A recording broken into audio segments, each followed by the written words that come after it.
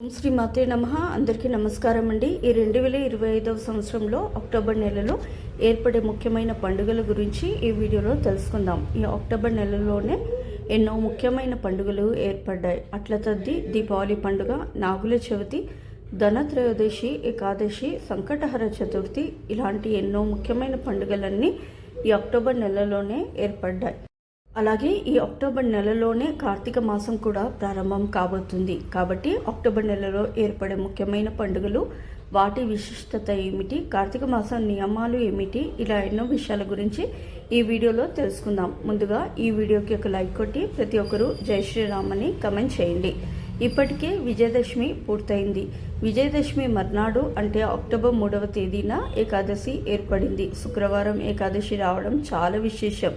ఏకాదశి రోజున విష్ణుమూర్తిని పూజిస్తే సకల పాపాలన్నీ వెంటనే తొలగిపోయి విష్ణుమూర్తి ఆశీర్వాదం సంపూర్ణంగా కలుగుతుంది. ఈ అక్టోబర్ 4వ తేదీన శనివారం నాడు శని త్రయోదశి ఏర్పడింది. శని త్రయోదశి చాలా అరుదుగా ఏర్పడుతుంది. ఈ త్రయోదశి రోజున ప్రదోష కాలంలో అంటే సాయంత్రం సమయంలో శివుడిని పూజిస్తే కోరిన కోరికలన్నీ వెంటనే నెరవేరుతాయి.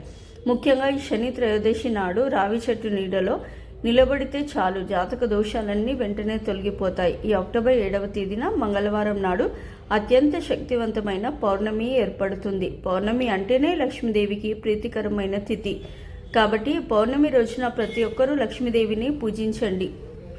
డబ్బు సమస్యలన్నీ వెంటనే తొలగిపోయి ధనపరంగా బాగా కలిసి వస్తుంది.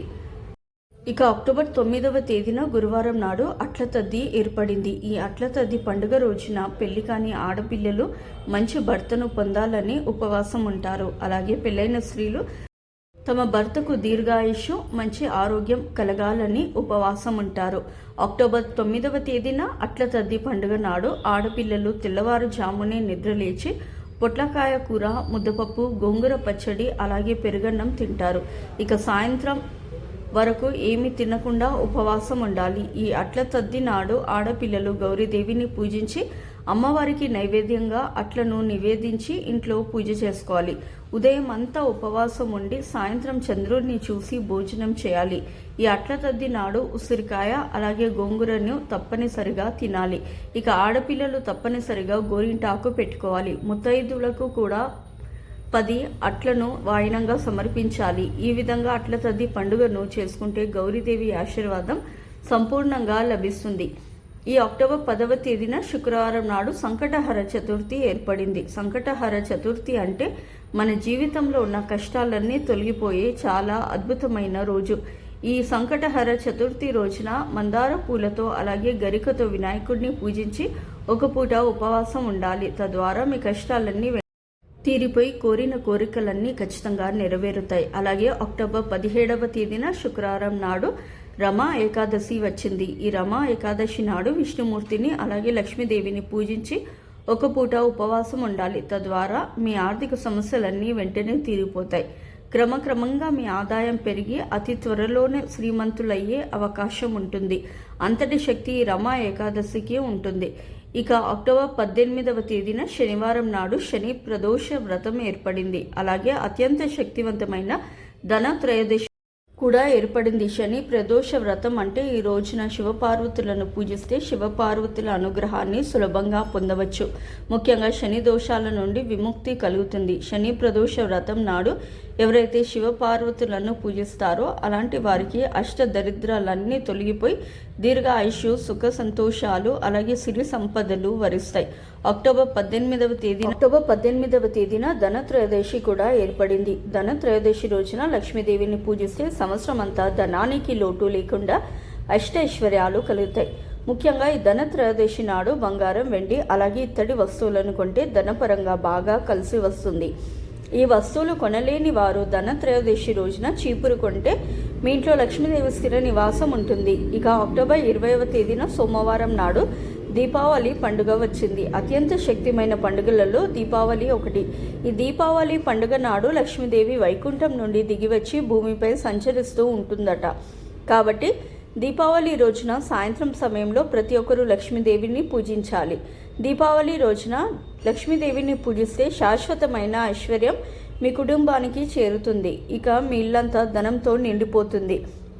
కాబట్టి అక్టోబర్ 20వ తేదీన దీపావళి పండుగ నాడు పూజ గదిలో 11 దీపాలు వెలిగించి ఇంట్లో లక్ష్మీదేవిని పూజించండి. అలాగే ఇంటి గుమ్మం ముందు కూడా దీపాలు వెలిగించండి. తద్వారా లక్ష్మీదేవి మీ ఇంట్లోకి అడుగు పెడుతుంది. ఇక మీ ఇల్లంతా కనక వర్షంతో నిండిపోతుంది. అక్టోబర్ 21వ తేదీన మంగళవారం నాడు అమావాస్య ఏర్పడుతుంది. ఈ అమావాస్యతో ఆశ్వయుజ మాసం ముగిసిపోయి కార్తీక మాసం మొదలవుతుంది. ఈ అమావాస్య రోజున ప్రతి ఒక్కరూ తప్పనిసరిగా రాళ్ళ ఉప్పుతో దిష్టి తీసుకోవాలి. మీ ఇంటికి కూడా ఉప్పుతో దిష్టి తీయాలి. అలాగే ఇంటి గుమ్మానికి గుమ్మడికాయను కట్టుకోవాలి. తద్వారా మీ ఇంటికి ఏర్పడిన భయంకరమైన నరదృష్టి దోషాలన్నీ తొలగిపోయి మీ కుటుంబంలో సుఖ సంతోషాలు మొదలవుతాయి.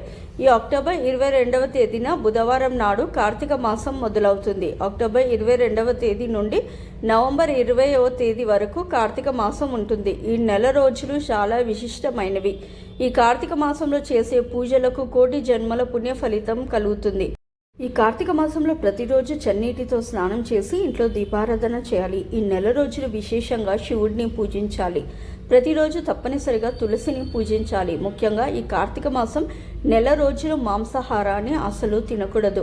అలాగే ఉల్లిపాయ, వెల్లుల్లి వంటివి కూడా తినకూడదు. ఇక ఉపవాసం ఆచరించే భక్తులు నేలపై నిద్రించాలి. ఈ నెలలో చేసే ఉపవాసాలకు సంపూర్ణ శివుని అనుగ్రహం కలుగుతుంది. ఈ కార్తీక మాసం నెల రోజులు సాయంత్రం సమయంలో ఇంట్లో దీపం వెలిగించాలి.